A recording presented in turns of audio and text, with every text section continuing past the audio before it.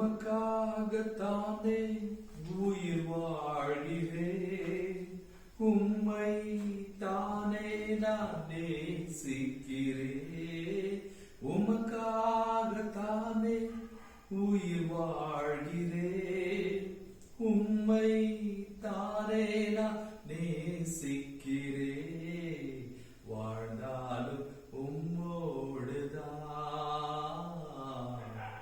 மரித்தாலும் உம்மோடுதான். வாழ்ந்தாலும் உம்மோடுதான், மரித்தாலும் உம்மோடுதான். ஆத்தும தாகத்தை தாருமையா, அபிஷேகத்தால் என்னை நிரப்புமையா. ஆத்தும தாகத்தை தாருமையா, அபிஷேகத்தால் என்னை நிரப்புமையா. வாழ்ந்தாலும் உம்மோடுதான், மரித்தாலும் உம்மோடுதான்.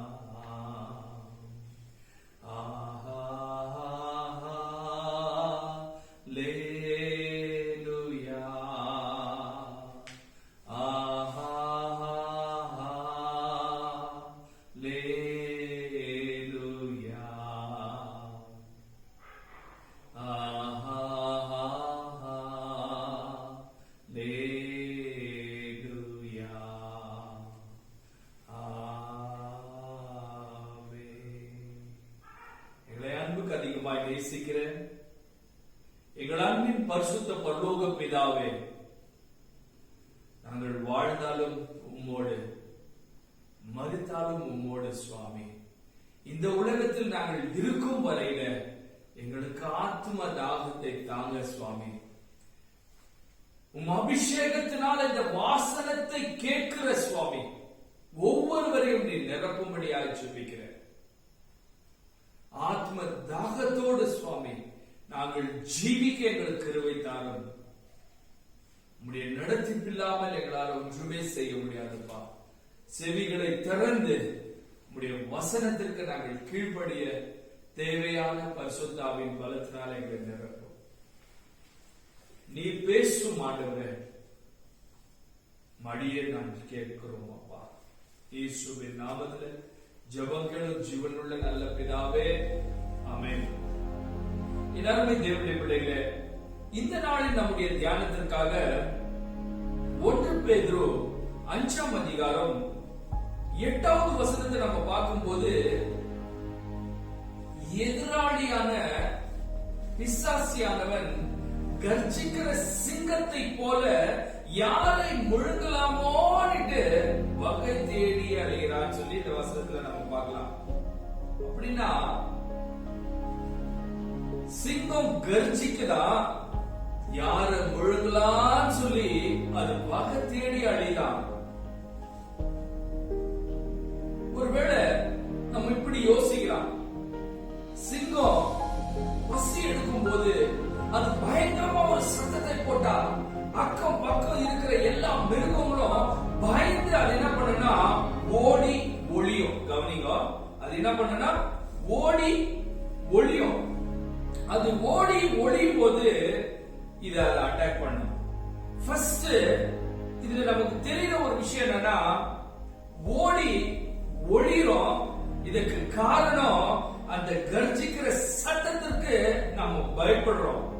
இந்த நாட்களிலுமாய் கூட நாம் பார்க்கும்போது நம்ம சுத்தின அநேக விதமான நம்மள பயமுறுத்துற மாதிரி ஒரு சத்தங்கள் கேக்குது. ஐயோ, அவங்களுக்கு அப்படி ஆயிடுச்சா, இவங்களுக்கு இப்படி ஆயிடுச்சா, அவங்க இறந்து போயிட்டாங்களா, இவங்களுக்கு மூச்சுட கஷ்டமா ஆயிப்போச்சா, அவங்களுக்கு ஹாஸ்பிட்டல்ல அட்மிட் பண்ணிட்டாங்களா, இவங்களுக்கு பெட்டே கிடைக்கலையா, ஐயோ அவங்க மறிச்சு போயிட்டாங்க, நமக்கு தெரிஞ்சவங்க நேத்து கூட நான் பார்த்துட்டு வந்தேன், நல்லாதான் இருந்தாரு, அவ்வளவு சீக்கிரம். இந்த போல சத்தம் நம்ம காதுல கேட்கும் போது நமக்கு ஏற்படுற ஒரு காரியம் என்னன்னு பார்க்கும்போது நமக்குள்ள ஒரு பயம் வருது. நமக்குள்ள பயம் வந்து அங்கோ இங்கோ ஓடுறோம். நம்ம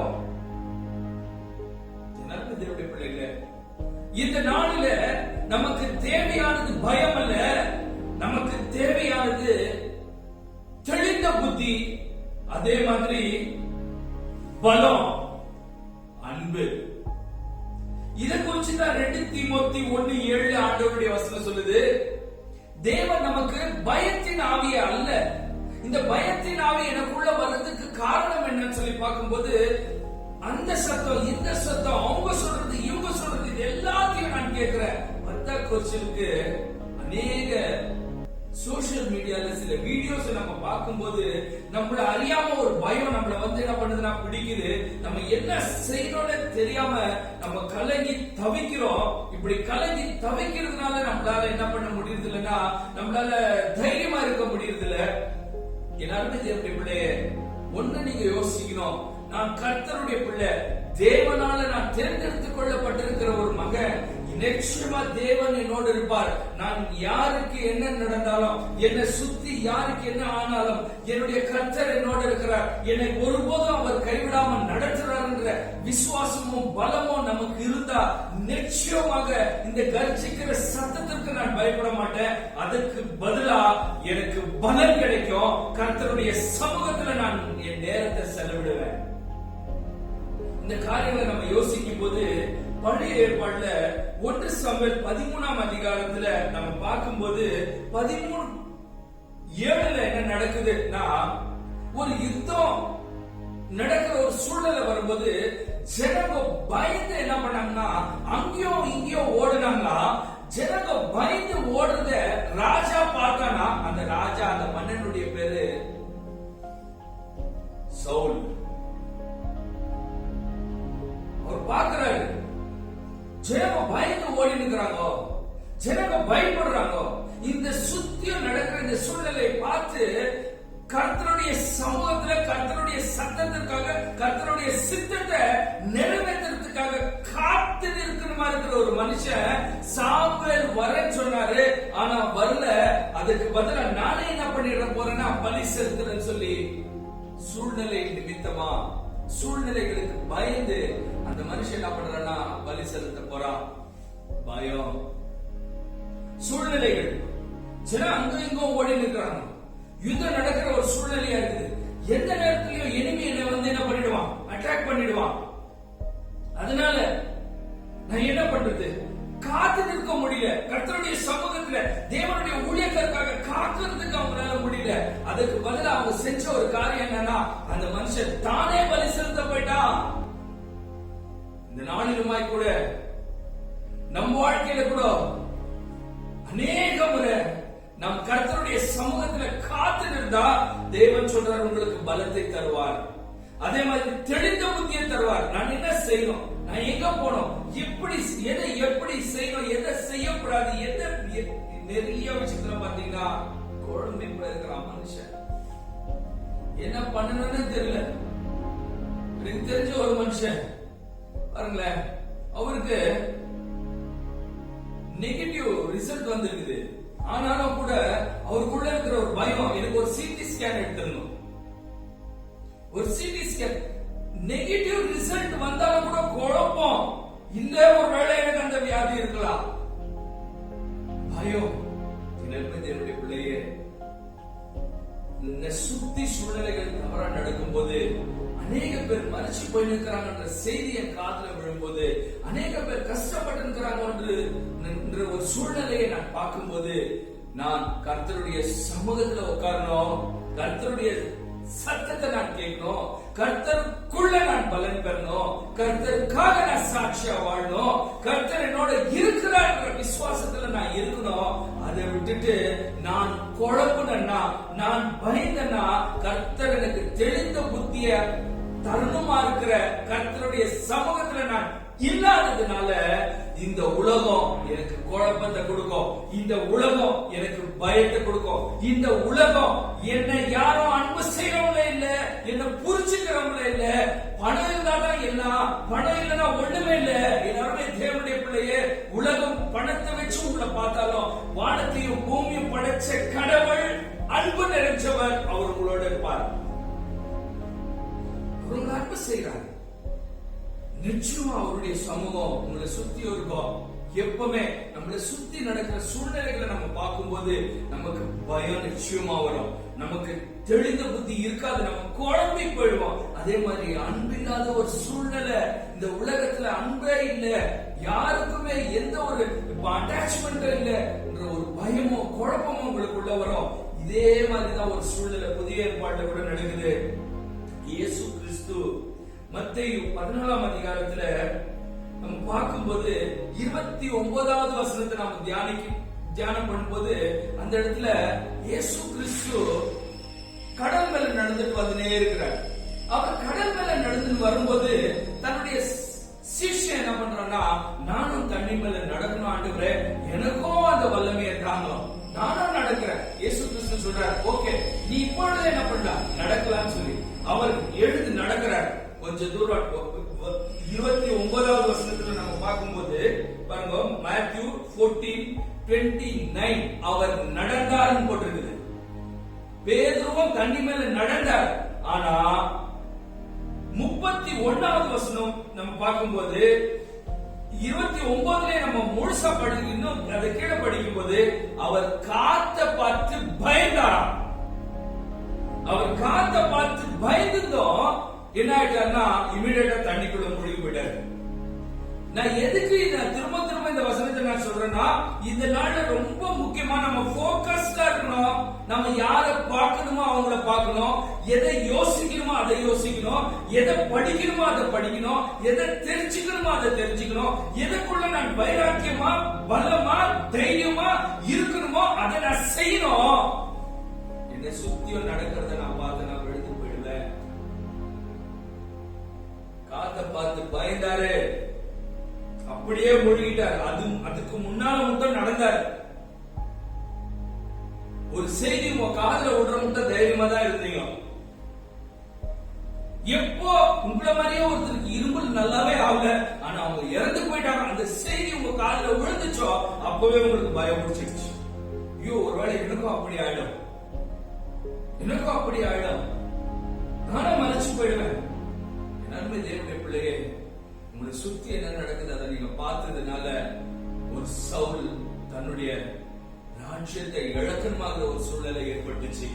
தன்னை சுத்தி நடந்த அந்த காற்றையும் அந்த கடலுடைய வேகத்தையும் பார்த்த அந்த பேதுரு நடந்திருந்த மனுஷன் தண்ணில மூழ்கி போயிட்டான். ஆண்டவர் கையை பிடிச்சு தூக்கணும் ஆயிடுச்சு. இன்றைக்கும் அதையே தேவன் செய்வார். ஒருவேளை இந்த மெசேஜ் கேட்கிற நீங்க பயத்தோட குழப்பத்தோட நடுக்கத்தோட என்ன பண்றதுன்னு தெரியாம நீங்க தவச்சு இருந்தீங்கன்னா நிச்சயமா கர்த்தர் உங்களை கைவிட மாட்டார். அவர் உங்கள் கையை பிடிச்சு தூக்குறது மட்டும் இல்ல, ஒரு குழந்தைய ஒரு தாய் எப்படி தூக்கி அரவணைத்து ஆதரிக்குதோ அது போல தேவன் உங்களை ஆதரிப்பார், அரவணைப்பார், ஆசீர்வதிப்பார். அவர் ஒருபோதும் உங்களை கைவிட மாட்டார். நிச்சயமா தேவன் தாமே இந்த செய்தியில உங்களோட பேசியிருக்கிறார் நான் விசுவாசிக்கிறேன். முதலாவது விஷயம் நான் சொன்ன காரியம் என்னன்னு சொல்லி பார்க்கும்போது, கர்ஜிக்கிற சிங்கம் சிங்கத்தின் கர்ஜனையை கேட்கிறதுனாலும் பார்க்கிறதுனாலும் பயப்படுறதுனாலும் அங்கும் இங்கும் அலைஞ்சு அந்த சிங்கத்து வாய்க்கு இறையா போயிடுறான் மனுஷன் மிருகம். அதே போலதான் இன்றைக்கு அங்கேயும் இங்கேயும் அவங்க சொல்றது இவங்க சொல்றது, அங்க நடக்கிறதோ இங்க நடக்கிறதோ, அந்த வீடியோவும் இந்த வீடியோவும் பார்க்கிறது பயப்படுறதுனால அந்த பயம் இன்றைக்கு மனுஷன் மரித்து கொண்டிருக்கிறதுக்கு ஒரு மிக மிக மிக மிக முக்கியமான ஒரு காரணமா இருக்கிறது. தேவனுடைய பிள்ளையே, நீ பயப்பட வேண்டாம். தேவன் சொல்றார், தேவன் உனக்கு தெளிந்த புத்தி பலம் அன்பு இவைகளை தருகிறேன் என்று தைரியமா இருக்கும். கர்த்தர் உங்களை ஆசீர்வதிப்பார்.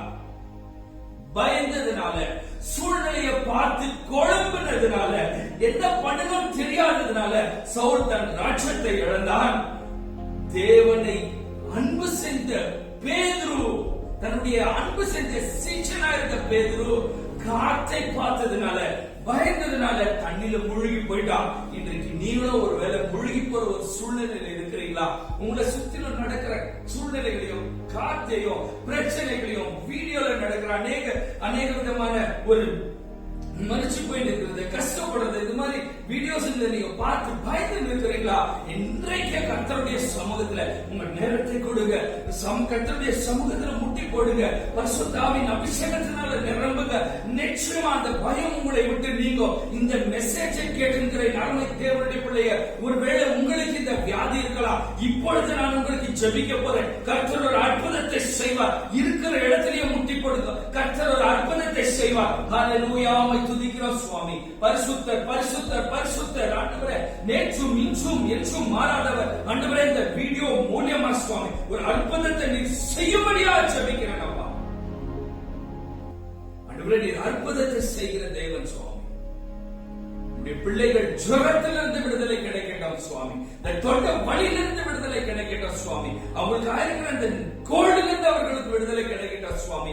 இந்த நேரத்தில் உடைய அற்புத கரம் ஆண்டவரே, அவதிப்பட்டுக் கொண்டு ஆண்டவரே மூச்சு விட கஷ்டப்பட்டு கொண்டிருக்கிற பிள்ளைகளை நீ தொடுபடியாக ஜெபிக்கிறேன் சுவாமி. ஒரு அற்புதத்தை சுகத்தை நீங்க தருவீர் என்று நாங்கள் எதிர்பார்க்கிறோம். நிச்சயமா நாங்கள் பெற்றுக் கொண்டிருக்கிறோம் என்று விசுவாசிக்கிறோம் அப்பா. உங்களுடைய கரத்தில் ஒப்பு கொடுக்கிறேன், ஆசீர்வதிங்க. இயேசுவின் நாமத்தில் ஜெபிக்கிறேன் நல்ல பிதாவே, ஆமென். God bless you. என் அருமை தேவனுடைய பிள்ளையே, தலைவலங்கி தேவனுடைய ஆசீர்வாதத்தை பெறுவோம். பிதாவாகி தேவனுடைய அன்பும் பரிசுத்தாவியானவருடைய அரவணைப்பும் சுதனாகிய தேவனின் இரக்கமும் கிருபையும் தயவும் இயேசு கிறிஸ்துவின் இரண்டாம் வருகை மற்றும் உங்கள் அனைவரோடும் இருப்பதாக. ஆமென்.